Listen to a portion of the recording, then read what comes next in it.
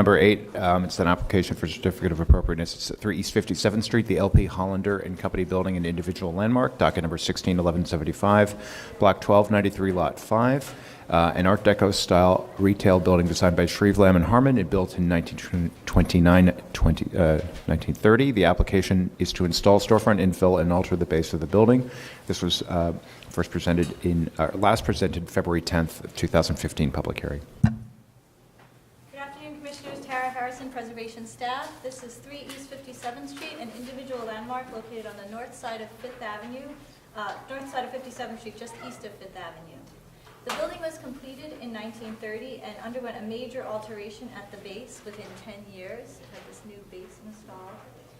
The current black granite cladding and storefront was installed prior to designation in 2003. This application is to alter the window openings at the second floor and to alter the base and install new storefront info. It was first seen on February 10th. At that time, we were concerned about the relationship of the proposed white marble clad base to the upper floors of the building.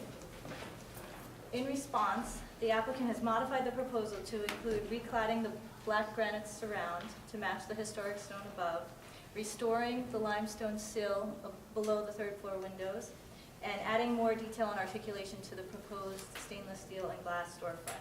Louis Loria from Atmosphere Design is here to present. I don't know if we need a presentation on this. Do the commissioners want a presentation?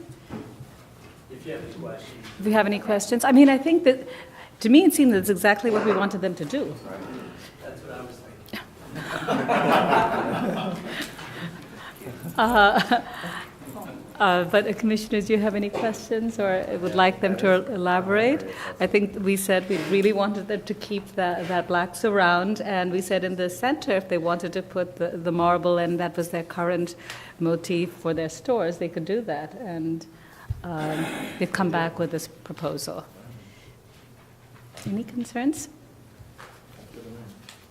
Okay, good. So we could move to decision. Diana, do you want to read that, please? In the matter of a certificate of appropriateness, Borough of Manhattan, 3 East 57th Street, block 1293, lot 5. Application is to install new storefront infill and alter the base of the building.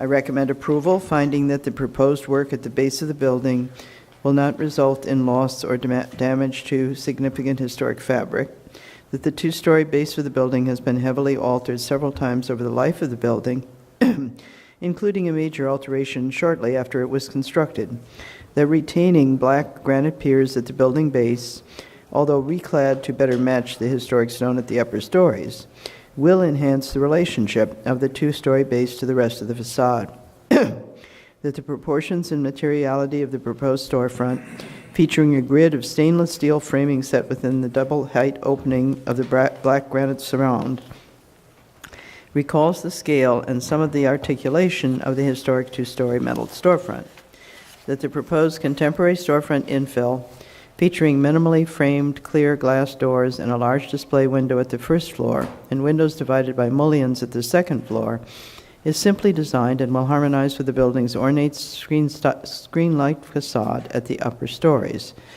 That while not perfectly symmetrical, the recessed storefront entry doors, which are flanked by minimally framed display window and frameless paired residential doors, recall the central entry and symmetry historically found at this building and other buildings of this age, type, and style. That the proposed white marble cladding at the storefront spandrel and behind the glazing at the second floor, located at traditional signage locations within the new storefront infill, will have a subdued presence that does not detract from the overall composition of the facade. That the proposed stone-clad outer doors set within stone-clad piers will reference the location of original door openings in the historic design. The proposed flagpole will attach to non-historic coping at the top of the two-story base at the location of an earlier flagpole, and its installation will not damage any historic fabric and will be in keeping with its historic precedent. and that the size and type of the proposed pin-mounted metal letters will be in keeping with the original building signage, which was located above the second-floor opening on the stone surround. All in favor? Aye. Any opposed? Right, this application's approved.